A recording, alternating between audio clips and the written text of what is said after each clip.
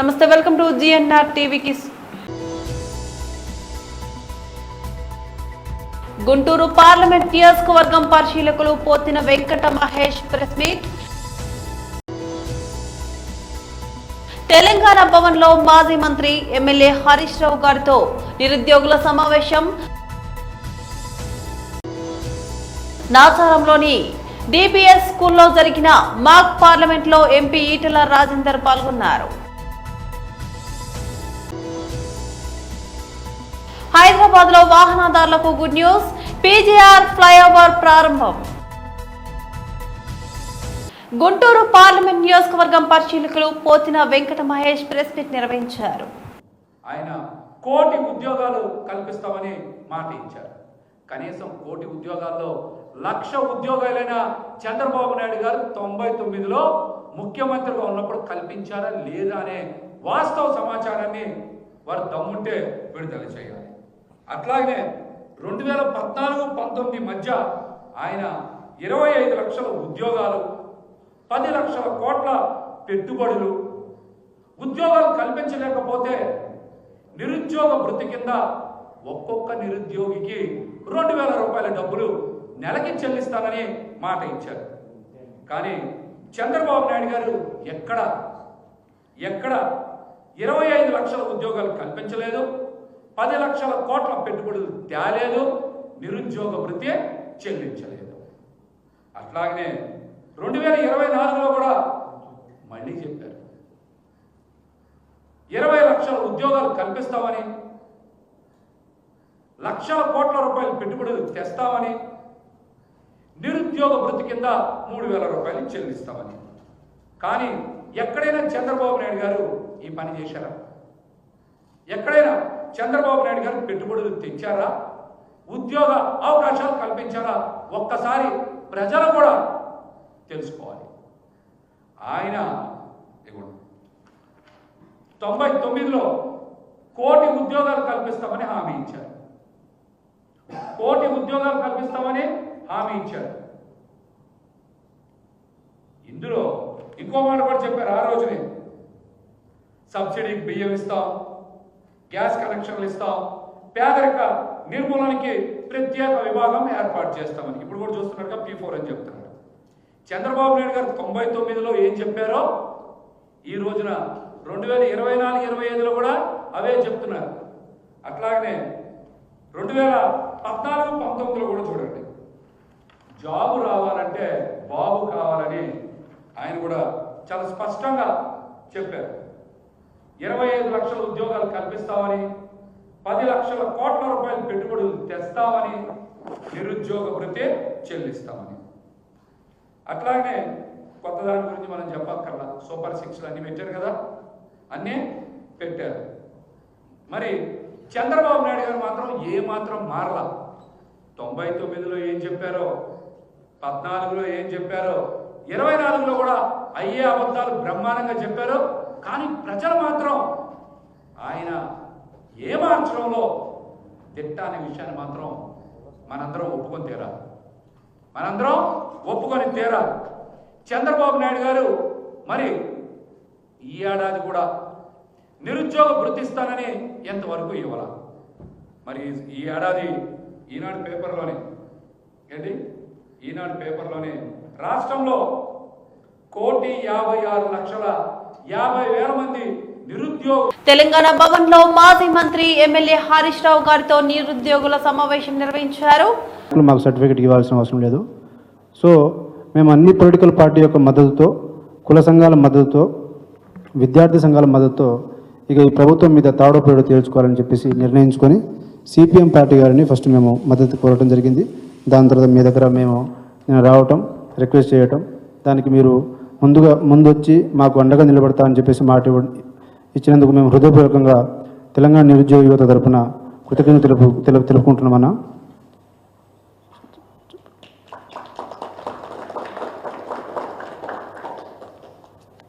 అన్న, ఇక్కడ నేను మాట్లాడడం కంటే ప్రతి నిరుద్యోగి వాళ్ళు ఎన్ని రోజులు, ఎన్ని కష్టాలు, ఎక్కడెక్కడి నుంచి, ఎట్లెట్లా, ఏ జిల్లా నుంచి వచ్చినారు, వాళ్ళతో మాట్లాడిపించాలనేదే మా యొక్క ప్రయత్నం అన్న.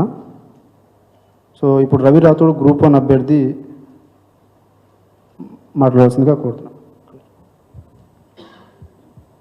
ముందుగా నా పేరు రవి రాథోడ్ సార్. నాది కడతాల్ మండల్. నేను గ్రూప్ 1 ఆస్పిరెంట్ సార్. ఫస్ట్ ఇక్కడ హరీష్ అన్న గారికి, శ్రీనన్న గారికి అందరికి ధన్యవాదాలు. ముందుగా ఏంటంటే మా డిమాండ్స్ ఏంటంటే సార్, ఈ 2 లక్షలతో జాబ్ క్యాలెండర్ ఖచ్చితంగా విడుదల చేయాలి. లేని పక్షంలో ఈ యొక్క స్థానిక ఎలక్షన్లలో ఆ లోపు నోటిఫికేషన్ అన్నీ విడుదల చేయాలనేటువంటిది ఫస్ట్ డిమాండ్ సార్ మాది. ఇది కాంగ్రెస్ పార్టీకి హెచ్చరిస్తూ ఉన్నాం. ఎందుకంటే ఆనాడు అపోజిషన్లో ఉన్నప్పుడు కాంగ్రెస్ పార్టీ ముఖ్య నేత రాహుల్ గాంధీ గారు మా దగ్గర చిక్కడపల్లి లైబ్రరీకి వచ్చి మాకు మభ్యపెట్టి ఎన్నో మాయా మాటలు చెప్పి వాళ్ళ సైడ్ తిప్పుకొని వాళ్ళు గెలిచిన తర్వాత ఇప్పుడు మాకు అపాయింట్మెంట్ కూడా ఇవ్వట్లేదు. దాంతోపాటు యూత్ డిక్లరేషన్ అని చెప్పి ప్రియాంక గాంధీ గారు ఇచ్చారు. యూత్ డిక్లరేషన్లో ఇచ్చినటువంటి అన్ని హామీలన్నీ తుంగలో తొక్కేశారు. దాంతోపాటు రేవంత్ రెడ్డి గారు కూడా ప్రెస్ మీట్లు పెట్టేసి మా గురించి చాలా మాట్లాడారు, కానీ మమ్మల్ని పట్టించుకోవడం లేదు. సో ఇప్పుడు హరీష్ అన్నే మాకు శరణ్యం అని చెప్పి మేము కోరుకోవడానికి వస్తూ ఉన్నాం ఇక్కడికి. దాంతోపాటు పదే పదే రేవంత్ రెడ్డి గారు మీరు ఇచ్చినటువంటి నోటిఫికేషన్ ఎంత, మీరు ఇచ్చినటువంటి జాబ్ ఎంత అనేటువంటిది మీరు తెలుసుకోవాలి. ఇప్పుడు రేవంత్ రెడ్డి గారు ఇచ్చింది 11,000 ఉద్యోగాలు మాత్రమే సార్, కానీ 60,000 ఉద్యోగాలు ఇచ్చిన అనే పదే పదే పదే చెప్పి మా నిరుద్యోగులను చాలా 11,000 ఉద్యోగాలు మాత్రమే సార్, కానీ 60,000 ఉద్యోగాలు ఇచ్చిన అనే పదే పదే పదే చెప్పి మా నిరుద్యోగులను చాలా బాధకు గురి చేస్తాము సార్. ఆ విషయం అయితే ప్రతి సభలో అంటే ఒక సామెత ఉంటుంది కదా సార్, ఎవరికో పుట్టిన బిడ్డను నా బిడ్డ అని చెప్పుకొని ఆచారంలోని డిపిఎస్ స్కూల్లో జరిగిన మాక్ పార్లమెంట్ లో ఎంపీ ఈటెల రాజేందర్ పాల్గొన్నారు. మనం ఇవాళ అనుభవిస్తున్న ఈ స్వతంత్ర ఫలాలు ఊరికే వచ్చింది కాదు. ఒక మానవుడు అంటే ఒక తత్వతంతుడు అడగకుండా వచ్చేది నీళ్ళ లాంటిది, అడిగితే వచ్చేది పాల లాంటిది, పోరాటం ద్వారా వచ్చేది రక్తం లాంటిది అంటాడు.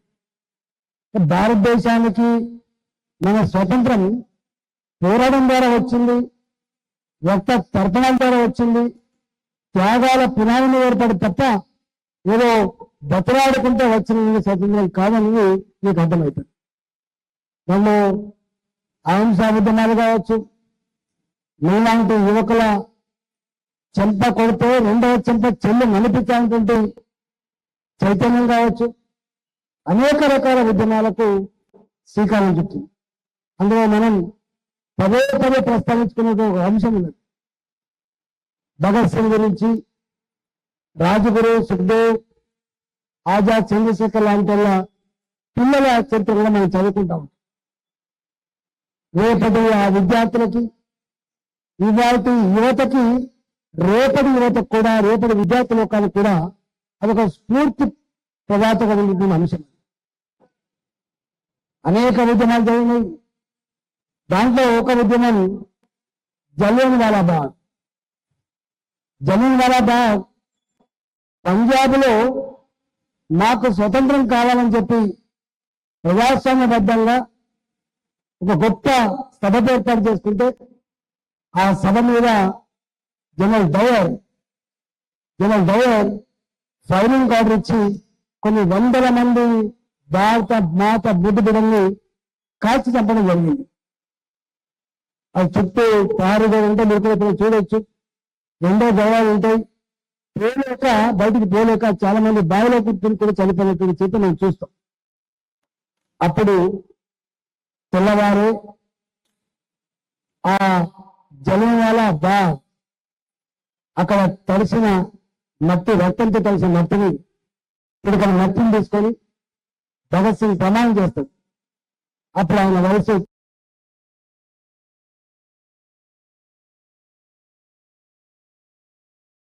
ఆయన శపథం చేస్తాడు. నా భారత జాతి రక్తాన్ని కళ్ళ చూసిన దుర్మార్గుడైన జనరల్ డయర్ని మట్టి పెట్టకుండా, ఈ ఇంగ్లీష్ మూకల్ని ఈ దేశ విభాగానికి తరిమి కొట్టకుండా నేను జీవించేదానికి ఆస్కారం లేదని చెప్పి ఆయన ఆ మట్టిని తీసుకొని ప్రమాణం చేసి హైదరాబాద్ నగరంలోని ఐటీ కారిడార్ లో వాహనదారుల ట్రాఫిక్ కష్టాలకు ఉపశమనం కలిగిస్తూ మరో ఫ్లైఓవర్ అందుబాటులోకి వచ్చింది.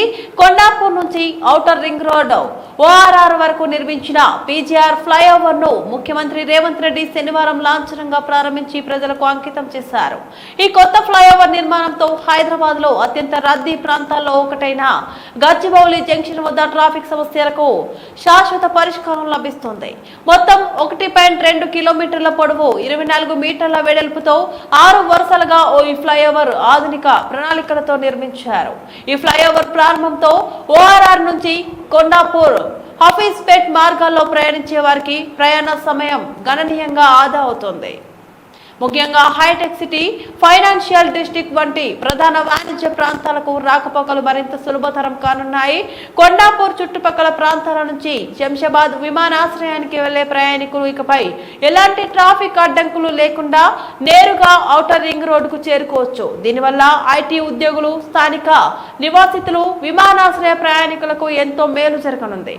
ఈ ప్రారంభోత్సవ కార్యక్రమంలో ముఖ్యమంత్రి రేవంత్ రెడ్డితో పాటు రాష్ట్ర మంత్రులు పొన్నం ప్రభాకర్, శ్రీధర్ బాబు, ప్రజాప్రతినిధులు, అధికారులు పాల్గొన్నారు. Mala Mahanadu of India Peddapalli district youth president Erikala Rajakishore ఆధ్వర్యంలో ఈ రోజు రామగుండం నియోజకవర్గం యూత్ ప్రెసిడెంట్ గా సిగిరి రమేష్ ని, 27వ డివిజన్ యూత్ ప్రెసిడెంట్ గా ఉండేంటి సదా శ్రీనివాస్ ని నియమించడం జరిగిందని, రామగుండం నియోజకవర్గంలో మాల యూత్ ని సంఘంలో భాగస్వామ్యం చేయడం ప్రధాన లక్ష్యంగా పెట్టుకొని ప్రతి డివిజన్ లో యూత్ కమిటీలు వేయడం జరుగుతుందని మాల మహానాడు ఆఫ్ ఇండియా ప్రెసిడెంట్ దేవి లక్ష్మీ నరసయ్య తెలిపారు. జేబీఎంలో నేను దేవి లక్ష్మీ నరసయ్య, మాల మహానాడు ఆఫ్ ఇండియా పెద్దపల్లి జిల్లా అధ్యక్షులు. మా జాతీయ అధ్యక్షులు డాక్టర్ పసుల రామ్మూర్తి సూచనల మేరకు ఈ యొక్క మాల మహానాడును బలోపేతం చేయటకు గాను పెద్దపల్లి జిల్లా యువజన అధ్యక్షుడు ఎరకల రాజకిషోర్ ఆధ్వర్యంలో మరియు జాతీయ ప్రధాన కార్యదర్శి మగ్గిడి దీపక్ ఆధ్వర్యంలో ఈరోజు సిగిరి రమేష్ను రామగుండం నియోజకవర్గ యూత్ అధ్యక్షునిగా నియమించడం జరిగింది. వారి యువతను బలోపేతం చేస్తూ అంబేద్కర్ ఆలోచన విధానంతో ముందుకెళ్తూ దళిత జాతి కోసం పనిచేస్తూ మాల మహానాడును ఏ కష్టాలు వచ్చినా ఏదున్నా కూడా ప్రజా సమస్యల పైన కూడా పోరాటం చేయాలని పిలుపునిస్తూ ఈరోజు అదేవిధంగా 20వ డివిజన్ ఉండంటి సదానందం సదా శ్రీనివాస్ గారిని యూత్ ప్రెసిడెంట్గా నియమించడం జరిగింది. వీరందరికీ అభినందనలు తెలుపుతూ యువ నాయకుడు సురేష్ మరియు అందరూ కూడా శ్రీకాంత్, యుగేందర్ అందరూ కూడా వీరికి మద్దతుగా దానికి కూడా మనందరం ఒకే తాటిపై నిలబడాలని, మీరు నేను కలిస్తే మనం కలిస్తే జనం కలిస్తే అదొక ప్రభంజనంలా మాల మహానాడుకు ఈ యొక్క స్ఫూర్తిని ఇవ్వాలని కోరుకుంటూ జై భీమ్. సంగారెడ్డి జిల్లా పట్టణ కేంద్రంలో కలెక్టర్ కార్యాలయం ముందు జూన్ 27వ తేదీ శుక్రవారం రోజు citizen cooperative society limited management director Narendra Kumar ఆధ్వర్యంలో 10వ వార్షిక సమావేశం నిర్వహించడం జరిగింది. డబ్బు కూడా అవసరం అనేది, ఆ డబ్బు అనేది మామూలు పరిభాషలో మామూలు పబ్లిక్ పైసలు ఎక్కడ ఉంటాయి అని బ్యాంకులలో ఉంటాయి లేదా ఏటీఎంలో.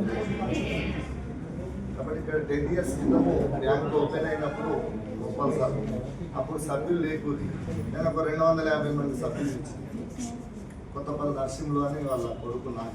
ఆ సార్ను పట్టుకొని సంజీవయ్య జిల్లా అధ్యక్షుడు, ఇంకొక సార్ను పట్టుకొని మామూలు పబ్లిక్ అందరికీ వెళ్తుంది. అయితే బ్యాంకు కస్టమర్లు అనేవాళ్ళు దేవుళ్ళతో సమానం.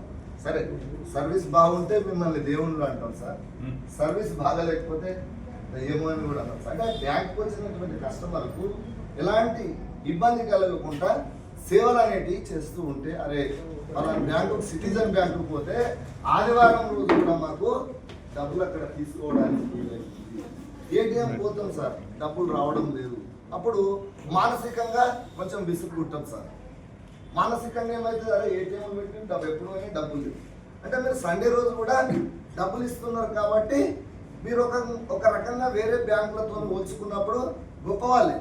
ఎందుకంటే అతను వసంతం వంటి వాడైతే కోయిలలు ఎందుకు రావు, మట్టిలో అతను విత్తనంలా ఉంటే తొలకరి ఎందుకు పలకరించదు. మంచికి మన ద సిటిజన్ కోఆపరేటివ్ సొసైటీ మారుపేరు అయితే లోకమంతా మీ చుట్టే తిరగదా.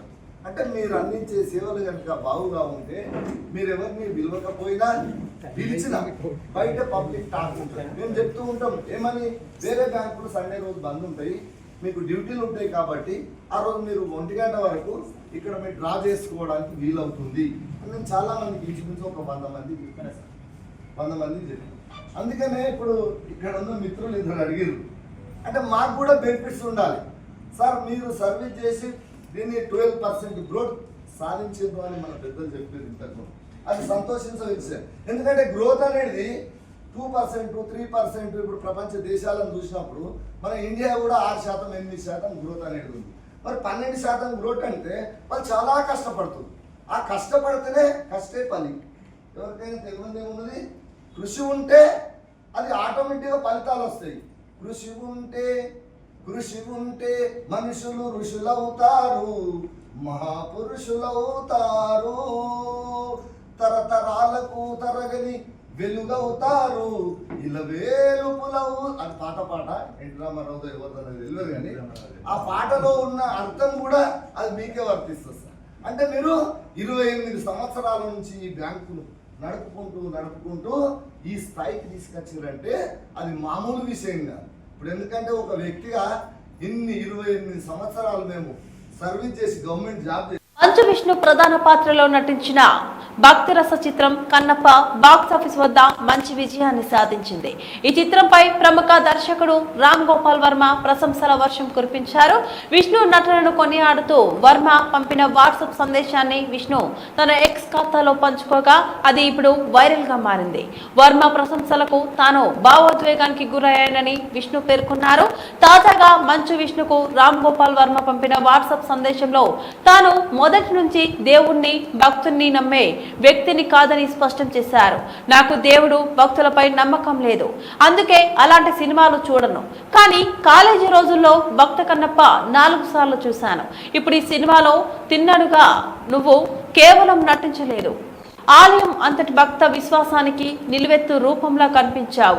కొన్ని సన్నివేశాల్లో నీ నటన నన్ను ఊపిరి కూడా తీసుకొనివ్వలేదు అని వర్మ కొనియాడారు. సినిమాలో క్లైమాక్స్ సన్నివేశం గురించి వర్మ ప్రత్యేకంగా ప్రస్తావించారు. శివలింగం కళ్ళ నుంచి వస్తున్న రక్తాన్ని ఆపడానికి తిన్నడు తన కళ్ళను సమర్పించే సన్నివేశంలో నీ నటన శిఖర స్థాయిలో ఉంది. ఇక ఒక నాస్తికుడిగా నాకు ఇలాంటివి నచ్చవు, కానీ నీ నటనతో ఈ సన్నివేశాన్ని ఇష్టపడేలా చేశావు. ఒక సాధారణ భక్తుడు పరమ భక్తుడిగా మారే క్రమంలో నువ్వు చూపించిన నిబద్ధత ఒక మాస్టర్ క్లాస్ గా ఆ సమయంలో నీ ముఖంలో పలికిన హావభావాలు భావోద్వేగాలు చూశాక చేతులెత్తి నమస్కరించాల్సిన భక్తి కళాఖండం అనిపించింది అని ఆయన తన సందేశంలో పేర్కొన్నారు. బులెటిన్ ముగించే ముందు మరోసారి హెడ్లైన్స్ చూద్దాం. గుంటూరు పార్లమెంట్ నియోజకవర్గం పరిశీలకులు పోతిన వెంకట మహేష్ ప్రెస్ మీట్. తెలంగాణ భవన్ లో మాజీ మంత్రి ఎమ్మెల్యే హరీష్ రావు గారితో నిరుద్యోగుల సమావేశం.